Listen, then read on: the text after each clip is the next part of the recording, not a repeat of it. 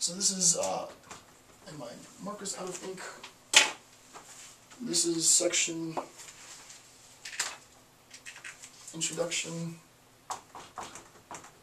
Introduction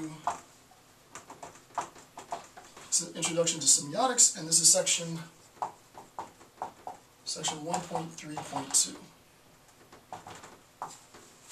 That too looks totally crazy. 1.3.2. Okay. Elements of the linguistic faculty par excellence, right? I'm not going to write all that down, but that's the heading of this section. Elements of linguistic faculty, I'll talk about that in a minute, par excellence, sort of by definition as such. Language is manifested in speech acts, and we know that, right? So I'm not going to spend too much time on that. I'm not going to spend any time on that except to write it on the board. So language is manifested in speech acts. And we've talked about sort of the association and the difference, the relationship between parole and language proper, right? Between the act of speaking and the structure in which my speech makes sense, or the act of speaking and the structure in which my speech act has meaning. Both are right? The fact that I am saying something, particularly if what I'm saying is the ball is red, has meaning insofar as it points to the fact that the ball is in fact red. Later what we'll do is we'll complicate this, but we understand that language as a structure is manifested within the speech act. Okay. Next point, pretty basic. Next point, language is conventional. I'm not going to write that on the board. We discussed that. I'll just put convention. Right? Language is, might as well just put all. Language is conventional. Why is that important? Remember, we said that the individual human being does not have, within anthroposemiotics, doesn't have the ability to transform the relationship as an individual between a particular sound and the idea in a Lockean sense that it is connected to, but the linguistic community does. Seeing that it's conventional, seeing that language is itself conventional, then if you change how the linguistic community uses language, you change meaning. Meaning becomes transformed. And the example that I gave was about homosexuality, fag, right? It was the case that was, at one point, the meaning of that, literally, was pathological. Now it's not. How did that change? It changed as a product of convention. So that's important. The next point is an actual quote from, I think this is from Saussure. Yeah, from Saussure. The faculty for constructing language, right? The faculty with which we construct language is natural to human beings, right? And this is very important, right? The faculty, the ability to, if you will, create language, and I'll put it in scare quotes.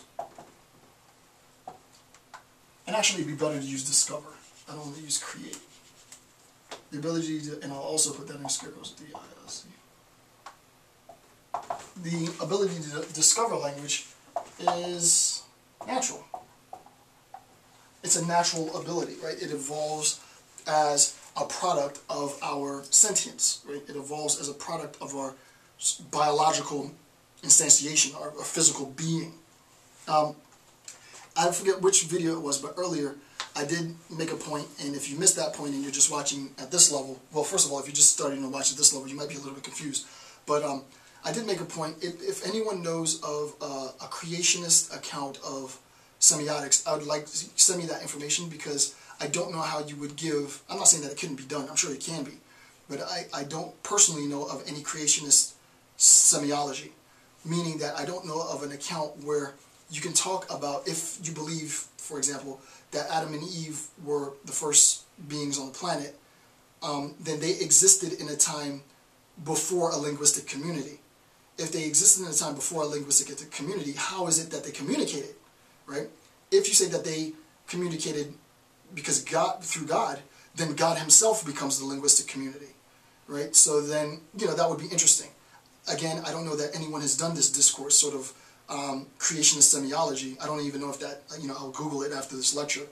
You know, and I'm not going to write that book, but if it doesn't exist, then hey, somebody pick that idea up and run with it. If it already exists and someone's already written it, then send me a link to the book or whatever. I'll buy it because I want to read on that. So we recognize that it's natural to human beings, which means that we're going to give an, he doesn't say this, but really effectively we're going to give an evolutionary biological account of semiotics. At least I'm going to give you an evolutionary biological account of semiotics. Linguistic social structures give meaning. This is important. Linguistic social structures give meaning to complex auditory articulations, to sound. As we've recognized, for Saussure, Saussure defines sound as, quote, complex auditory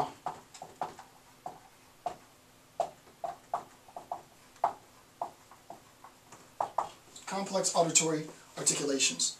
Remember when we talked about meaning, we said that meaning is a combination of these complex auditory articulations to create words, plus the historical selection of particular words to mean, to point to things in the world. For example, it was a bad example that I gave, but the example that I gave was fag, nigger. And then also the relationship between the sound and that idea, whatever that idea might be. Promiscuous, deviance, lazy, slothful human being, right? It could also be something mundane, like the color red. Red as a sound is one thing, an understanding of red as a sound. Red as selected within English as the sound that corresponds to this stuff right here is another thing, right? And so on. The example that I gave was the relationship between shoe and zapatos. Later, I'm not sure if it's in this discussion.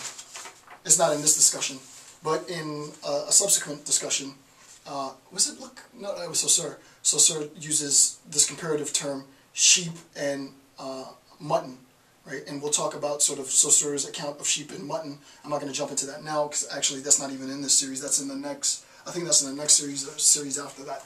But we'll talk about that later. What we're recognizing now is that we're ready for an understanding of what the sign is. Before we can really, a couple more steps, and I appreciate you following along for this long because I haven't even described the sign yet.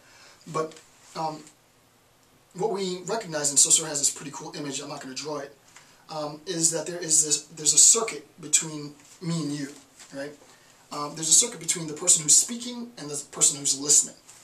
And basically this is how this works, right?